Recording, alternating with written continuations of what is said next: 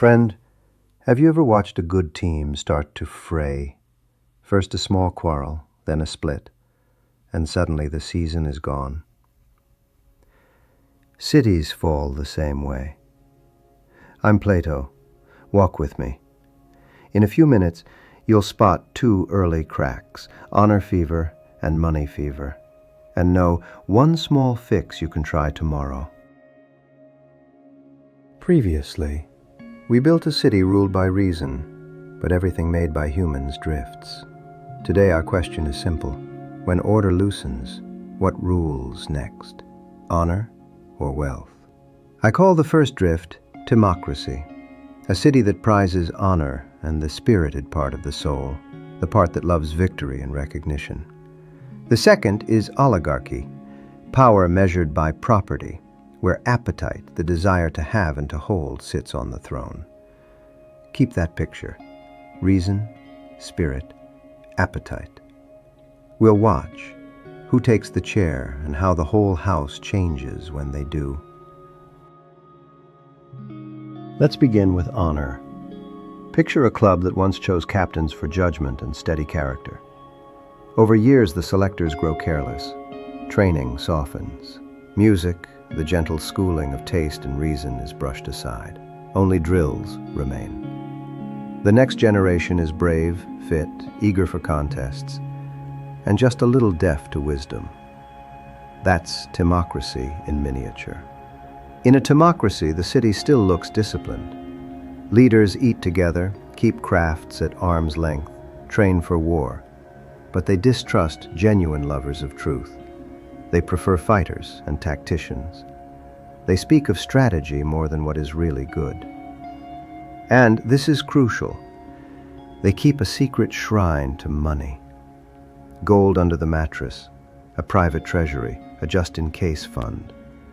Notice how honor, left unguided by philosophy, leans toward gain. Spirit, the part that loves honor, stands in the light. Appetite, the part that hoards, learns to whisper. What sort of person grows here? Think of someone courteous to peers, harsh to those beneath him, obedient to authority, proud of medals, a fine listener but no lover of deep speech. In youth he sneers at wealth.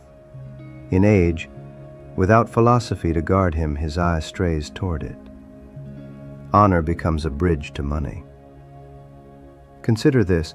In your circles, where does honor end and money begin to pull? Name one place where applause quietly points toward profit. Hold that thread, we'll tug it in a moment. Now the turn. When a city begins to measure worth by wealth, honor changes its clothes. Property becomes the ticket to rule. The spirited captain yields to the well-funded shareholder. This is not a single vote. It's 1,000 small choices. Inheritance rules, property tests, the social habit of bowing to the rich. Let's walk into Oligarchy and see what it does to the city and to you. Oligarchy begins with a promise. Responsible adults at the helm, finally. But watch what follows when money sets the standard. First, the city splits. It becomes two settlements sharing one map, the rich and the poor, living side by side, quietly suspicious, sometimes openly hostile. Choose rulers by property instead of skill, and you get the political version of hiring ship captains for their bank accounts. The sea does not care how much you own. Second, the proud citizen body weakens. The rich do not want to arm the many, they fear them. If they do arm them, they fear them even more. Taxes pinch those who love money, so armies are small or underfunded. On the field, the sunburnt laborer, tough and lean, stands next to the pale financier, untrained and panting. Each learns something unflattering about the other. Third, role confusion spreads. The same person is farmer, shopkeeper, investor, weekend warrior, never excellent at any. And in the shadows, the drones multiply. Some stingless, merely poor and idle, others with stings, fraudsters, thieves, born not from bad luck alone, but from bad education and a sick constitution that celebrates gain without measure. Inside the oligarchic soul, the story is the same. Imagine a young man who watched his ambitious father lose everything in politics. He crowns a new king within: appetite. Reason becomes a bookkeeper for profit. Spirit learns to admire the rich. He prides himself on self-control, but it's fear, not understanding. He gratifies only necessary desires: food, shelter, safety, and starves the rest. Not because he sees the good, but because he dreads loss. Give him another's estate to manage, and you'll glimpse the buried rogue pressing at the door. Notice how policy feeds character. Debt practices that reward predation. Property tests for office. Clever contracts with no shared risk. These aren't neutral. They train a city to love money, and a soul to obey it. Where does that leave us? With a question you must face directly. How do you tell quickly whether spirit or appetite has seized the chair? In a city, a team, or in you? Don't look first at speeches. Look at who is allowed to rule and what they are aiming at. Those two answers reveal the hidden constitution. Let's make that practical and precise. Here's the key. As the government is, so is the person, and the ruler in each case is the part that sets the aim. In Timocracy, spirit rules. The aim is honor, victory, reputation, being seen as great. Courage shows, but without philosophy's music it hardens. The corrective is to pair discipline with love of truth, so spirit serves reason, not applause. In oligarchy, appetite rules under the banner of necessity. The aim is accumulation and safety. Temperance looks tidy from outside, but inside there's a civil war of cravings kept quiet by fear.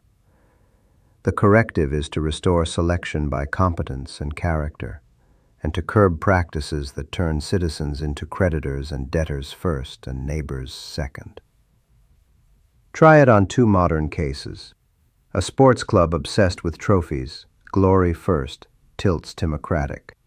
Bring back truthful assessment, film sessions that prize good decisions over flashy plays, and leaders who reward selfless roles. A company ruled by quarterly earnings, cash first, tilts oligarchic. Shift governance, board seats tied to long-term competence, not holdings alone. Contracts that share risk, incentives for craft and learning, not just extraction. In both, reason returns to the chair when we choose rulers for wisdom and aim at the good, not the glitter. If I had to distill this, first, small disunities at the top topple whole cities. Guard unity where it matters most. Second, honor without philosophy becomes hungry. Money without measure becomes cruel. Third, the fastest test is this: who rules here, and what do they aim at? Glory, gain, or the good? Your 24-hour experiment. Pick one group you're part of: team, project, family. Write 2 sentences. 1. Here, X actually rules. Name spirit, appetite, or reason. 2. The real aim is Y. Name honor, wealth, or the good. Then propose one tiny change that nudges rule toward reason. A different metric, a rotated chair, a shared risk rule. Try it once. Notice the feeling in the room. When you do, guard your chair. Let reason sit and let spirit stand beside it. Next time we'll watch freedom swell into a storm and see how a protector becomes a tyrant. Walk well, friend.